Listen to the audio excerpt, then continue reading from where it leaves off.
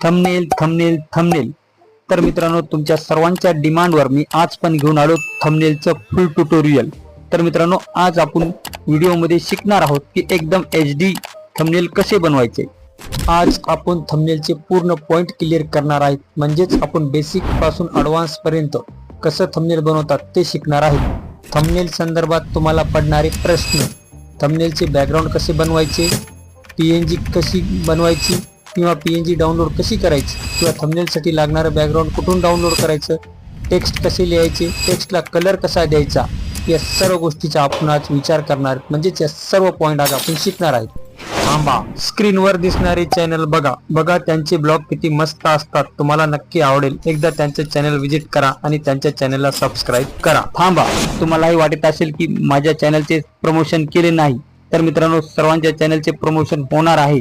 मी कोणालाही नाराज करणार नाही. तर व्हिडिओ खाली कमेंट करा. आपण चॅनलचे प्रमोशन करत असतो. ज्याची फर्स्ट कमेंट राहील त्याच्या चॅनलचे प्रमोशन नेक्स्ट व्हिडिओ मध्ये आपण करू. तर मित्रांनो, चला थंबनेलची फुल प्रोसेस बघू आपल्या मोबाईल स्क्रीनवर. थांबा, याच थंबनेलला आपण ब्रेकडाऊन करणार आहेत.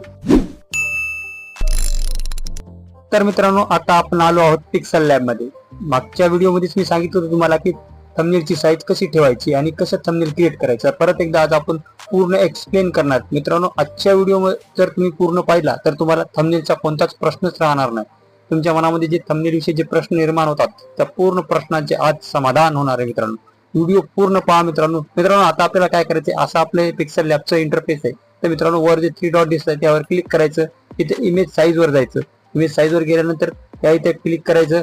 इथे दिसतंय आपल्याला 5व्या नंबरला युट्यूब थंबनेल, या इथे क्लिक करायचं. तर मित्रांनो, इथं जे 1280 आहे तिथं 2560 करायचं आणि इथं 1440 करायचं. हे बघा मित्रांनो, 2560 1440 केल्यानंतर असा इंटरफेस येतो. मित्रांनो, आता तुमचा प्रश्न असा आहे की या थंबनेलचं बॅकग्राऊंड कुठून घ्यायचं. तर मित्रांनो, बॅकग्राऊंड साठी आपल्याला जायचंय 2 ऍपवर. तर मित्रांनो, 2 ऍप वरून घेऊ शकता आणि तुम्ही गुगल वरून घेऊ शकता. तर पहिलं ऍप कोणतं आहे मित्रांनो, तुम्हाला मी दाखवतो प्ले स्टोअर वर.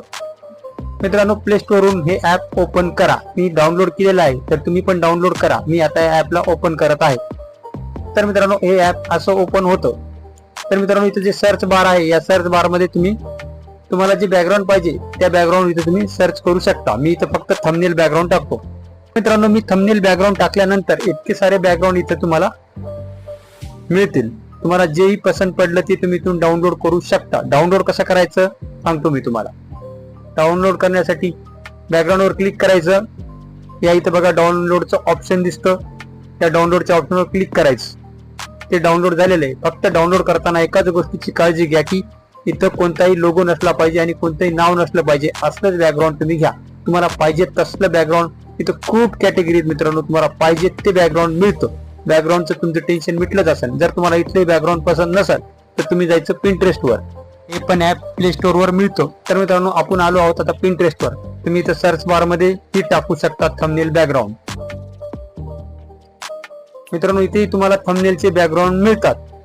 फक्त एकाच गोष्टीची काळजी घ्यायची, आपल्या फोटोवर कोणताही टेक्स्ट नसला पाहिजे किंवा कोणताही लोगो नसला पाहिजे. यालाही डाउनलोड कसं करायचं मित्रांनो, या 3 डॉट वर क्लिक करायचं आणि हे डाउनलोड वर क्लिक करायचं.